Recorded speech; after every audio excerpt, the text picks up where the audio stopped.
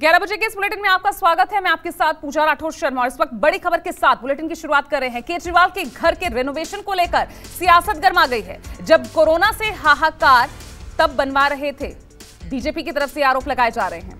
साथ ही कहा गया, कहते थे कुछ नहीं लेंगे, अब विलासिता। वहीं पीएम के सूट और चश्मे की कीमत क्या, ये देखिए, आप सांसद संजय सिंह की तरफ से ये सवाल उठाए जा रहे हैं, पलटवार किया जा रहा है। तो केजरीवाल के घर के रेनोवेशन को लेकर अब सियासत गर्मा गई है और इसके साथ ही आरोप प्रत्यारोप का दौर भी शुरू हो चुका है। अरविंद केजरीवाल जी और आम आदमी पार्टी, उनके पास कोई जवाब नहीं होगा तो वो इसी प्रकार का जवाब देंगे कि प्रधानमंत्री गाड़ी में क्यों चलते हैं, प्रधानमंत्री घर में क्यों रहते हैं, ये सेंट्रल विस्ता क्यों बनता है, ये इसी प्रकार का जवाब देंगे। सेंट्रल विस्ता किसी की प्रॉपर्टी नहीं है, सेंट्रल विस्ता देश की प्रॉपर्टी है, ये हमारी देश की शान है।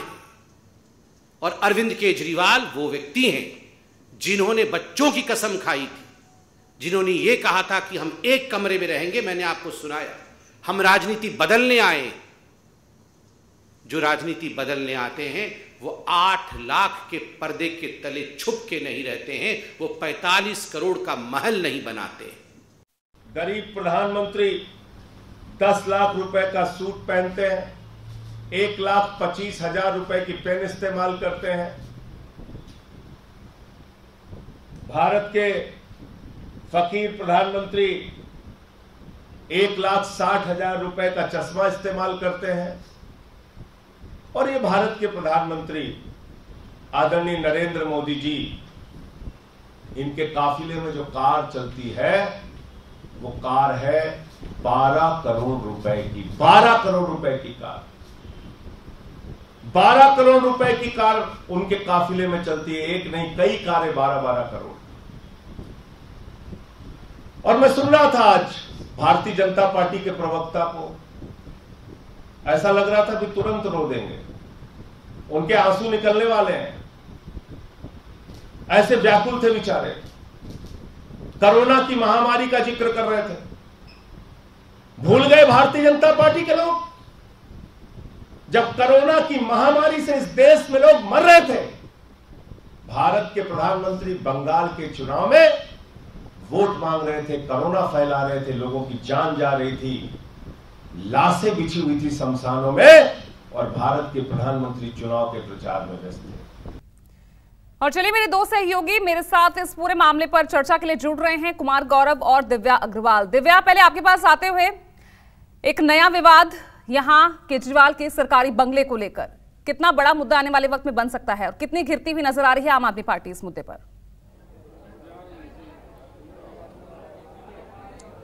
बिल्कुल, देखिए पूजा, ऐसा माना जा रहा था कि जब वार होगा तो पलटवार तो होगा ही। और पिछले 2 दिन से बीजेपी जिस बात को कह रही है, आम आदमी पार्टी पर लगातार निशाना साध रही है। जिस तरीके से बीजेपी का ये आरोप है कि जब कोरोना काल था, यानी कि 2020 लगातार कोरोना काल में जब पूरा देश कोरोना काल से जूझ रहा था, उस वक्त अरविंद केजरीवाल अपने घर में रेनोवेशन करा रहे थे। और रेनोवेशन भी ऐसा जिसका पूरा ब्यौरा दिया गया है, यानी अब खर्च जो है वो बताया जा रहा है कि कितना करोड़ों रुपए पर्दों में लगाया गया, कितना जो है वो मार्बल में लगाया गया। इस तरीके से जो फिटिंग्स थी उनकी भी बात की जा रही है। और साफ तौर पर आम आदमी पार्टी डे 1 से ये कह रही है कि चूंकि CPWD ने बताया है कि ये काफ़ी सालों पुराना मकान है, और जिस तरीके से काफ़ी सालों पुराना मकान है, इसी वजह से काफ़ी जर्जर स्थिति में जो वो मकान था वो पहुंच चुका था। 3 बार जो है वो छत गिरने, जो छत है वो भी गिर चुकी थी, यानी कि इन हालातों में उनका रेनोवेशन किया गया है।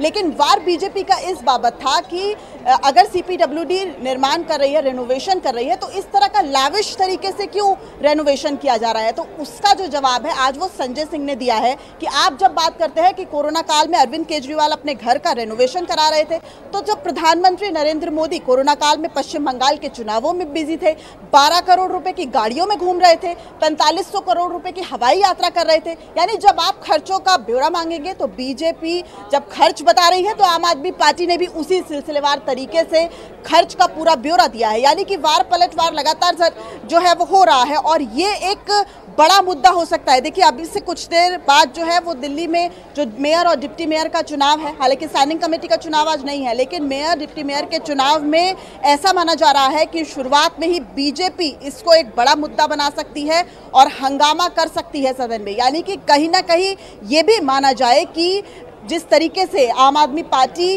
की मजबूत स्थिति है ये सभी को पता है एमसीडी में, और कहीं ना कहीं बीजेपी जाहिर तौर पर ये खोजती रहती है कुछ ऐसे मुद्दे जिस पर वो आम आदमी पार्टी को घेर सके। एक और मुद्दा है जिसका जिक्र मैं बाद में करूंगी, लेकिन ये इस वक्त एक ऐसा मुद्दा है जिस पर वो आम आदमी पार्टी को घेरना शुरू करेगी। और साफ तौर पर जिस तरीके से बीजेपी और आम आदमी पार्टी इस वक्त आमने सामने है, लेकिन बीजेपी ने जिस तरीके से खर्चों का हिसाब दिया, ऐसे ही आम आदमी पार्टी ने भी आज प्रेस कॉन्फ्रेंस करके ये बता दिया कि अगर दिल्ली के मुख्यमंत्री पर आप आरोप लगा रहे हैं तो देश के प्रधानमंत्री के नाम पर भी इतने खर्चे आते हैं, यानी कि वार और पलटवार, आरोप प्रत्यारोप दोनों तरफ से हो रहा है और मुद्दा जो है वो बनना तय है। जी बिल्कुल, और कुमार गौरव मेरे साथ बने हुए हैं। कुमार गौरव, यहाँ अगर पहले ही शराब घोटाले को लेकर बीजेपी घेर ही रही थी, अब एक और मुद्दा उनके हाथ लग गया है, लेकिन सीधी सीधी बात है, अगर आप उनसे मुख्यमंत्री के आवास का खर्चा जान रहे हैं तो वो आपसे पीएम का खर्चा जान रहे हैं। जाहिर तौर पे आम आदमी पार्टी के बीच और बीजेपी के बीच, दोनों के बीच परसेप्शन की लड़ाई है। और कोरोना काल में आपने इतने पैसे खर्च कर दिए अपने अपने बिल्डिंग को रिपेयर कराने में या उसका सौंदर्यीकरण कराने में, ये एक अलग मुद्दा है। तमाम राजनीतिक दलों के नेताओं के घर पे और बंगलों पे लाखों करोड़ रुपए खर्च होते हैं, इसमें कोई दो राय नहीं है। तमाम नेताओं के बारे में, प्रधानमंत्री के बारे में भी इससे पहले आए कि वो इतने महंगा सूट पहनते हैं, इस तरह के सवाल उठते हैं। लेकिन बेसिक ये जो पूरी लड़ाई है, मोटे तौर पे अगर आप समझने का प्रयास करेंगे तो ये है परसेप्शन की लड़ाई है। आप याद कीजिए 2011 का वो वक्त जिस वक्त अरविंद केजरीवाल पूरे देश भर में अन्ना आंदोलन से लोगों को जोड़ रहे थे और एक बड़ा आंदोलन इंडिया अगेंस्ट करप्शन का खड़ा हुआ था, और उसके प्रोडक्ट के तौर पे अरविंद केजरीवाल निकले और 12 के बाद से वो उन्होंने चुनावी अपनी राजनीतिक पार्टी बनाई और करप्शन के खिलाफ लड़ाई को आधार बनाकर वो 2 बार से दिल्ली में सरकार चला रहे हैं। इस बीच पंजाब में भी उनकी सरकार आई, लेकिन सवाल चूंकि यही था, अब जो लड़ाई है उनके जो राजनीतिक प्रतिद्वंदी हैं बीजेपी आम आदमी पार्टी के, उनके सामने सीधी लड़ाई की बात यही है और सीधा मुद्दा यही है कि जिस करप्शन को आप आधार बनाकर सत्ता में आते हैं, भले ही आप कांग्रेस को में आए हैं, लेकिन एक साफ सुथरी राजनीति की आप बात करते थे, वैसी स्थिति नहीं है। पिछले 8 साल में आपके 6 मंत्री करप्शन के चार्जेज में जेल में गए, कई की कुर्सी गई है। और अब सीधे तौर पे सीबीआई ने शराब घोटाले में अरविंद केजरीवाल को बुलाया था, उसके बाद उनके बंगले की कहानी सामने लेकर बीजेपी आई है। कुछ पत्र पत्रिकाओं और टेलीविजन चैनल्स में भी ये आया है। तो जाहिर सी बात है, एक जो इमेज अरविंद केजरीवाल और उनकी पार्टी की है कि करप्शन के खिलाफ वो लड़ाई लड़ रहे हैं और पूरी तरह से देश उनके साथ है और कई राज्य में उनकी सरकार आने वाले समय में और बनेगी और एक दिन वो देश के प्रधानमंत्री बनेंगे, ऐसा उनकी पार्टी के लोग दावा करते हैं। तो उनके चेहरे पे कहीं ना कहीं कालिख पोतने का प्रयास, जो फैक्ट्स निकले हैं उसके आधार पे बीजेपी करने का प्रयास कर रही है। क्योंकि विपक्षी गठबंधन का भी समय चल रहा है, लगातार राजनीतिक दलों को नीतीश कुमार समेत बाकी जो विपक्षी दल है वो जोड़ने का प्रयास कर रहे हैं। इसमें अरविंद केजरीवाल भी है, बाकी तमाम राजनीतिक दलों को बीजेपी ने कर दिया है। तो देखना होगा भी लड़ाई कितनी दूर तक जाती है। कुमार गौरव, एक और मुद्दा यहाँ दिल्ली में दोनों ही पार्टियों के हाथ लग चुका है। बहुत बहुत शुक्रिया आपका इस तमाम जानकारी के लिए। नमस्कार, मैं हूं मानक गुप्ता। अगर आपको हमारा ये वीडियो पसंद आया हो तो इसे लाइक और शेयर जरूर करें, और हां, हमें सब्सक्राइब और फॉलो करना ना भूलें ताकि आप देश और दुनिया की कोई खबर मिस ना करें। तो जुड़े रहिए हमारे साथ और देखते रहिए न्यूज़ 24।